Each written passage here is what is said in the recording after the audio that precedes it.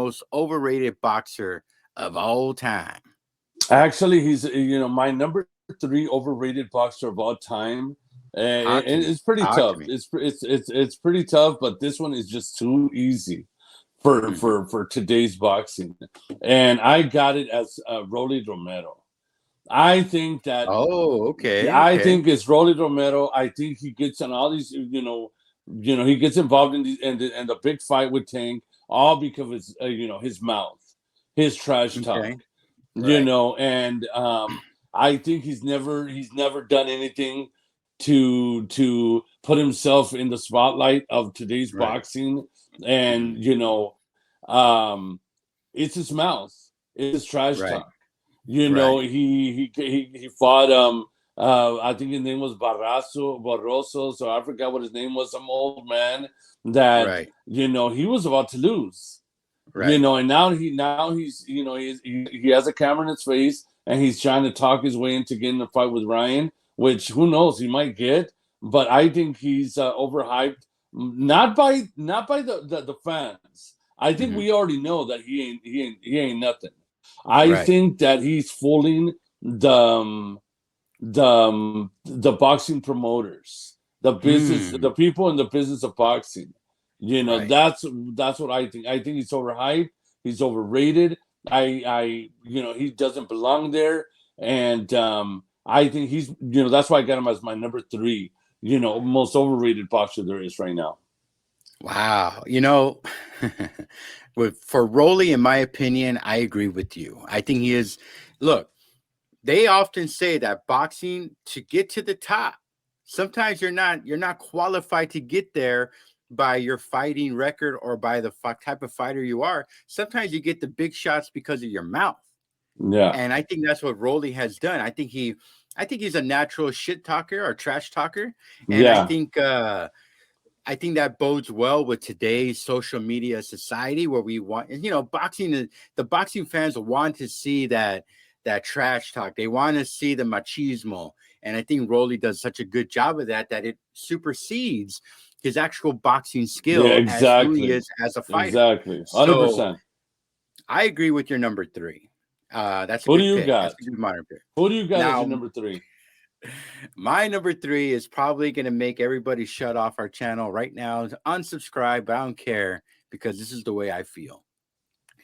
Hey guys, Trey here. If you love today's controversial episode and you want to see our channel grow, please drop a like, subscribe, and also comment. Sam and I are always going back and forth with those commenters on our controversial topics and opinions, and we love it so much. So go ahead and hit that like button. Hit that subscribe, most importantly, so our channel can grow and we can give you guys the best content as possible. Sam and I were always uploading multiple videos a week, and we want to continue doing that, and we need your help. So go ahead and subscribe, guys. And most importantly, like I always say, don't forget to stick and move, baby. And I'm going to go with Triple G. Triple G. Yeah. Look. Wow.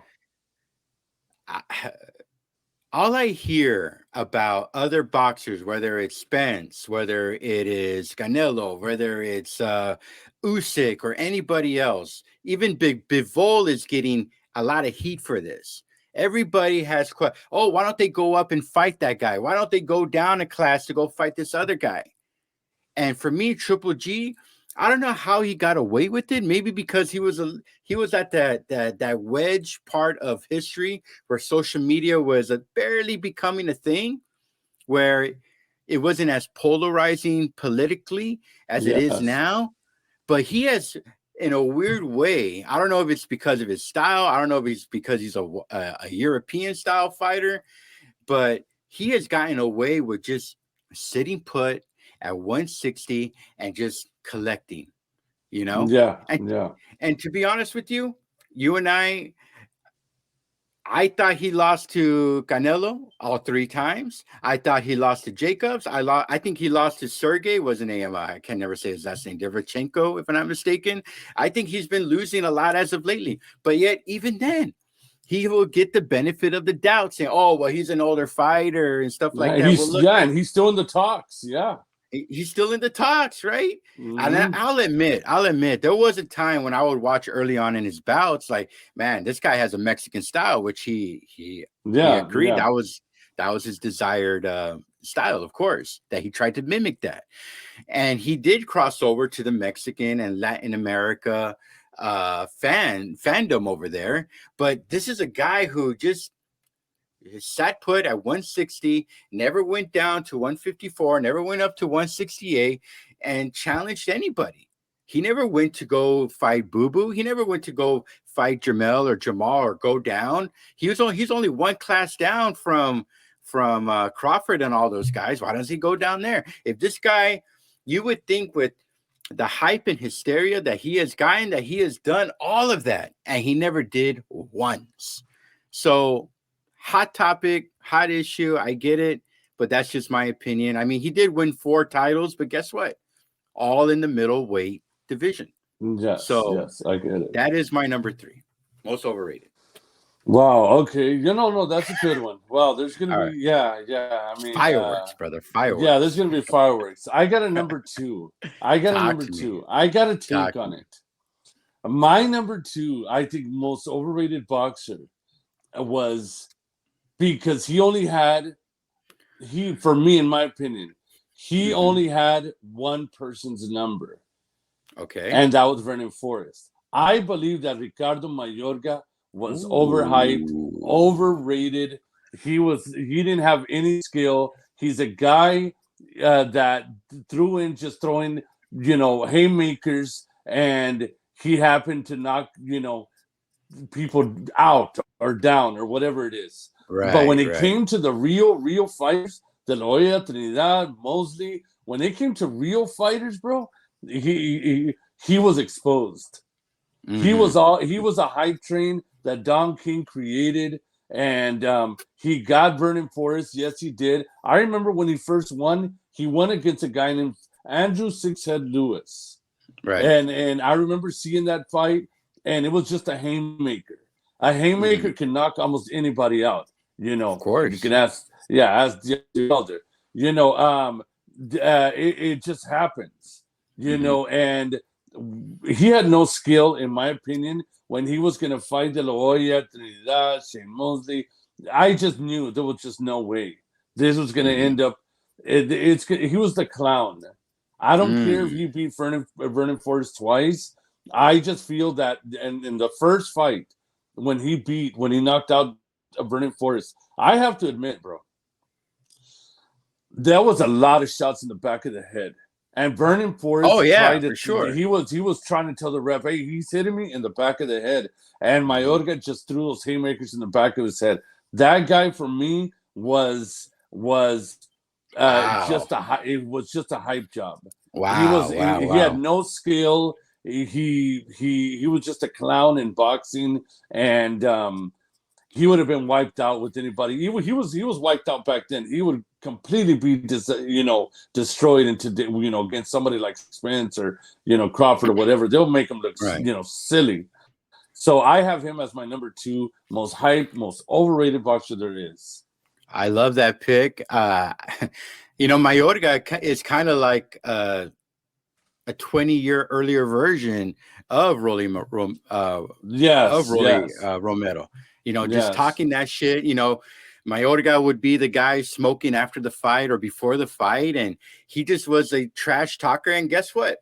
We fell for it. I'll admit, when I would watch him back in the day, I got a kick out of him. I couldn't believe that he beat Vernon twice. I remember the first time he beat him, I was like, okay, he caught him. Let's see the second time, and it was complete. He just had it. It was just one of those boxers who has their numbers, right? I think Vernon. Yeah, Vernon went into that second fight with fear. Exactly. And that's what I was trying to say. Happened. That's what I was trying to say with Mayweather and Castillo, right? Before that time, a lot of American boxers, African American boxers would start to do that brawling technique. They would fall into it, which made that Mexican style and American style clash very well, and anything could have happened. But then once Mayweather got into there and became a little bit more defensive, it became more of a chess move for Mexican fighters while they're playing checkers. Exactly. But anyways, I love your second pick. That's a good call. But I am here to rattle the cage once again, not on purpose. Okay. I honestly believe this. All right, go for it. My number 2 is Oscar De La Hoya. Oh my gosh, bro! You did not say that. I get it. I get it. 10 world titles in 6 different divisions. Unbelievable. But man, wow. When he got into the biggest of the lights outside of the Olympics, wow. It's interesting because I do think he beat Trinidad. I do think he beat Mosley twice. I think he beat Mayweather. But the way he would fade, it became comical to me. How arrogant he would go into the championship rounds, the 9th, 10th, 11th, 12th round. I got it. I'll just stick and move and start. He was kind of like Mayweather before Mayweather, and those last rounds where he'll just patter and then and then move, and while the other guys will chase and then do their little 2 or 3 piece combinations on him, and he would lose just based on that. I had to go, and here's another one. I know you and I have talked boxing for years. Yes. One of his biggest robberies that he did as a victor was against Felix Sturm. Yes. I remember watching that fight. I was like, man, this is like 10-2 or 12-0, 11-1 fight completely for Felix Sturm, and Felix lost that bout. Yeah, because he was against the Golden Boy. At least in my opinion. At least we're gonna have to review that fight. We're gonna have to review that fight. We got to talk about that fight. Yeah. But look, it hurt me because De La Hoya is very famous in our culture. You know, he's very popular, and honestly, I like him. I like him a lot. But when it comes down to the big matches, I just think he had bad advice or he was just not ready for it. So De La Hoya is my number 2. Yeah, and just to go on your De La Hoya thing, now that we're talking about De La Hoya, and just to finish it, De La Hoya had a big issue that I had with him too. He could not finish fights. That's what I'm saying. Finish those last fights. rounds. He would dominate and win like 8-9 rounds, all in favor of De La Hoya, and he just could not finish a fight, and it would frustrate me. And one of the times where I almost threw things around is when he fought I Corte. That just frustrated me. That he had I Corte in his hands already. I Corte was waiting for a left hook, to go down, and De La Hoya just could not. And he threw a lot of pitter-patter punches that were just not connecting. The crowd would go crazy, blah, blah, blah. That's a good one. That's a controversial one because I would not pick him as an overrated boxer. But go ahead. By the way, I almost considered I Corte. He was like this boogeyman that just never won any big matches ever. Yeah. I almost had Corte. He's actually if you ask me the guy I left out, it would be I Corte. All right. So who is your number 1 most overrated boxer of all time? Me, my number 1 overrated boxer that got so much fame and was put on a pedestal by many was Julio Cesar Chavez Jr. Holy dude, that guy was complete trash, bro. That guy for me, in my opinion, was a guy that had no discipline in boxing. He who did he beat? Who did he really beat to be considered great?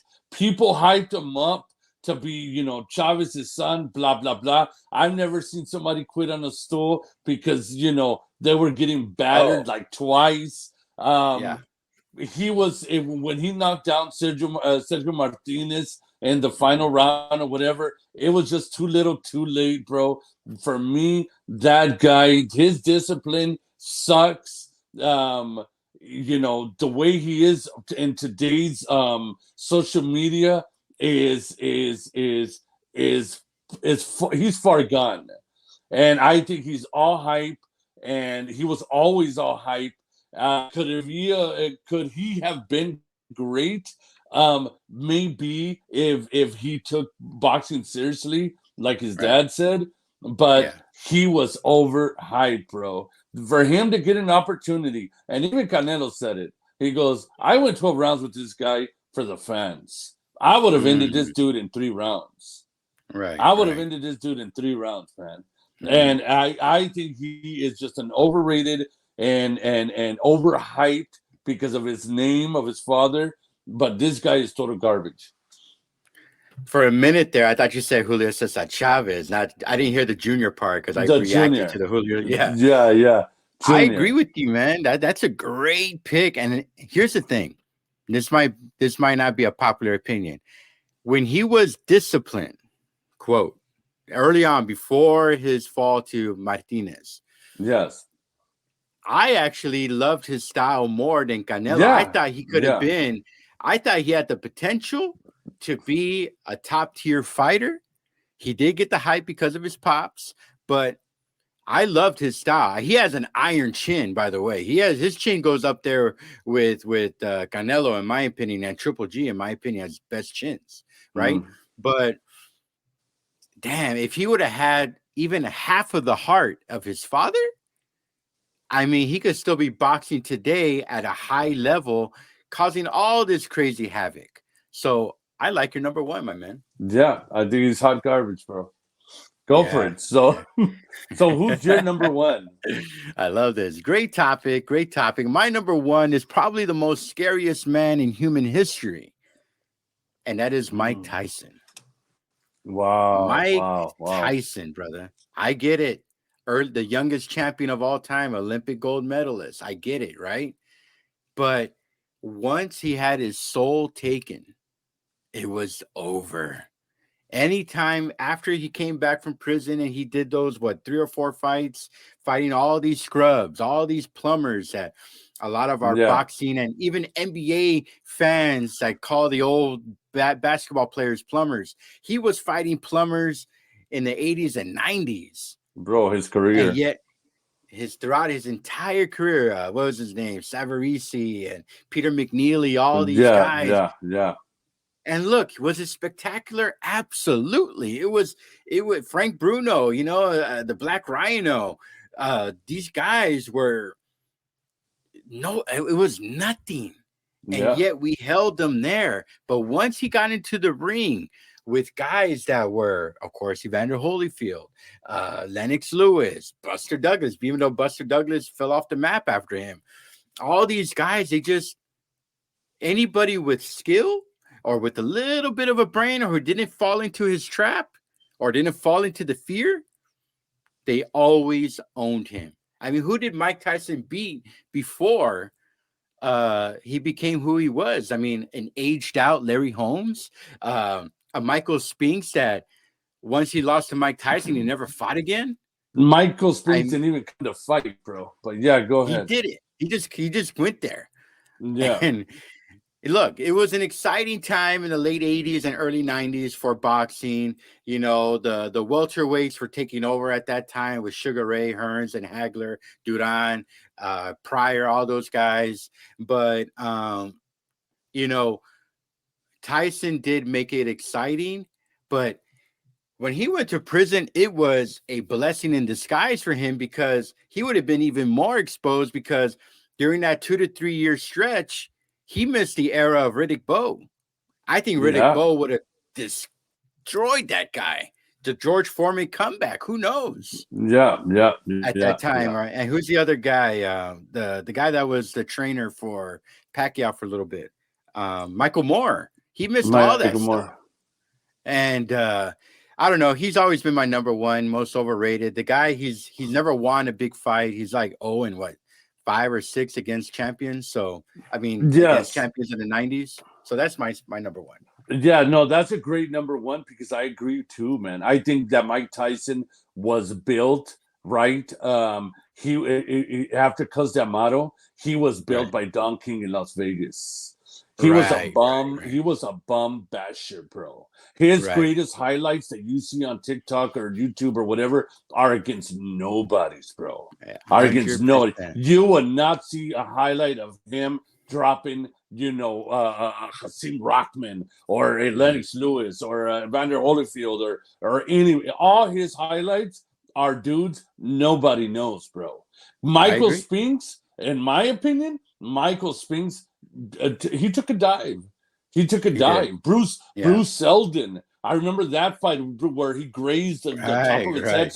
That was the fakest of the. That's when I remember. That's when I knew that Tyson, that he was being built for Vegas for the money, and it was just for the money. This guy was just. He had some good fights. Yes, he fought a good fight with Razor Ruddock. He had a good fight with Trevor Berbick. Yes, he did have a good fight with Carl the Truth Williams, but these are not elites. I mean, come on, bro. Razor Ruddock got knocked out by Tommy Morrison, brother. Okay, that's right. So even Mr. Tommy Morrison, when he was up on there, yes. So they were the same kind of fighter. Yes, I agree. I think he was a huge hype job. He was built by Vegas and Don King, and when it came to the real fights, he just couldn't go. He just couldn't do it. Wow, he just couldn't do it. Yeah. He's my number one. Would I ever want to meet him in an alley? No, I wouldn't want to meet any of these guys in an alley. Yeah. But I love both of our lists. I can't wait for next week's episode. Do you have any final words for this episode before we sign off? I love the history fights, to put like I guess a fork in it already and just get it done and get it past us, that we can express how we feel. And I know there's a lot of people that disagree and there's a lot of people that agree. It takes. But I love the week, each week that we can have, overrated fighters, best Mexican fighters, best, whatever we're gonna do on next week's episode. But I'm happy to start this channel and keep it going forward. All right, man. Good words to end this. Guys, go ahead and follow us on our TikTok, our YouTube. All the links are on the bottom. We love the support. We love the comments. Keep them coming. And until next time, my man, stick and move. See you, brother. Stick and move. I am the greatest. I wish I was 50 years younger and I